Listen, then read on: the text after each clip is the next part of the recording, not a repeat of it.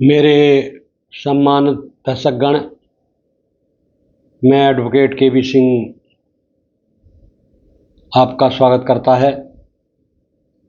आज मैं आपको भारतीय न्याय संहिता की धारा 141 के संबंध में बताऊंगा। आप लोग ध्यानपूर्वक सुने और लाभ उठाएं। भारतीय न्याय संहिता 2023 की धारा 141 मानव तस्करी से संबंधित एक महत्वपूर्ण प्रावधान है। यह विदेशी देशों से नाबालिग लड़की या लड़के को अवैध संभोग के उद्देश्य से भारत आयात करने को अपराध घोषित करती है।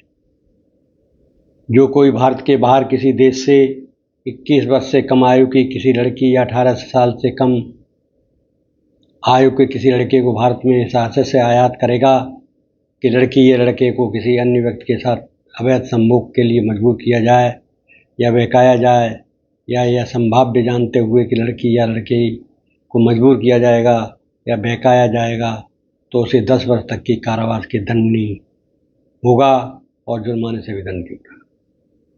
अपराध के तत्व इस प्रकार हैं।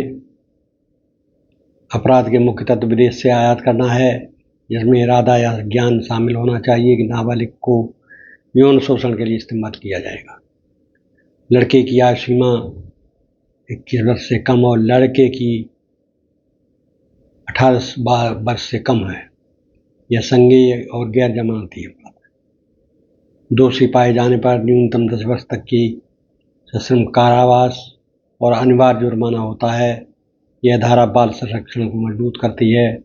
पुरानी आईपीसी की धारा 366B का स्थान लेती है। मान लीजिए कोई व्यक्ति नेपाल से 17 वर्षीय लड़की को भारत लाता है ताकि उसे वेश्यावृत्ति में धकेल दिया जाए, तो धारा 141 लागू होगी। इसी प्रकार 16 वर्षीय लड़के को बांग्लादेश से लाकर यौन कार्यों के लिए मजबूर करने का मामला भी इसी अंतर्गत आता है।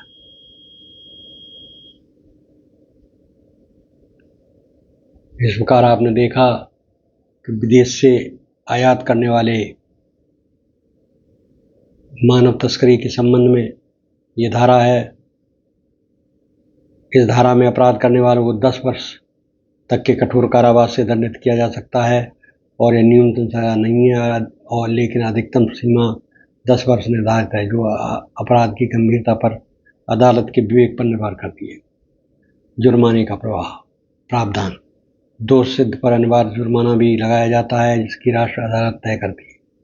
जो जुर्माना अपराधी की आर्थिक स्थिति और अपराध के प्रभाव को ध्यान में रखकर निर्धारित होता है, ताकि आर्थिक उत्थान भी रोका जा सके। अपराध की श्रेणी। यह संज्ञेय, गैर जमानती और गैर समझौता योग्य अपराध है, जिसके कारण तत्काल गिरफ्तारी संभव है। पुरानी आईपीसी की धारा 366B की तुलना में BNS में यह सजा समान रखी गई है।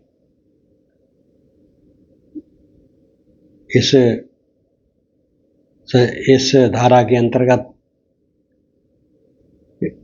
इसके उल्लंघन के परिणाम का गंभीर है, जो मुख्य रूप से मानव तस्करी से रोकने के उद्देश्य से निर्धारित हैं। कानूनी दंड। उल्लंघन करने वालों को 10 वर्ष तक के कठोर कारावास और जुर्माने से दंडित किया जाता है। अदालत अपराध की परिस्थितियों के आधार पर सजा निर्धारित करती है, जिसमें न्यूनतम अपराध अनिवार्य नहीं है। यह संज्ञेय और गैर जमानती अपराध होने के तत्काल गिरफ्तारी होती है। जांच के दौरान आरोपी को जमानत मिलना कठिन होता है, तब मुकदमा त्वरित रूप से चलाया जाता है। दोष सिद्ध पर आपराधिक रिकॉर्ड स्थायी होता है, जो रोजगार, यात्रा और सामाजिक स्थिति प्रभावित करता है। पीड़ित को मुआवजा भी प्रदान किया जाता है। इस प्रकार आपने देखा कि धारा 141 मानव तस्करी से संबंधित है। जब कोई अपराधी विदेश से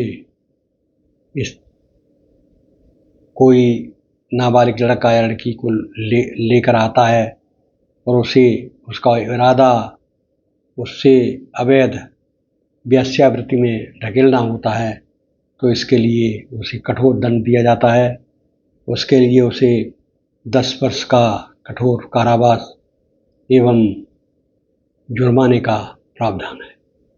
इसलिए यह सजा मानव तस्करी को रोकने के लिए बनाई गई है, जिससे कोई भी अपराधी इस तरह का घिनौना कृत्य न कर सके।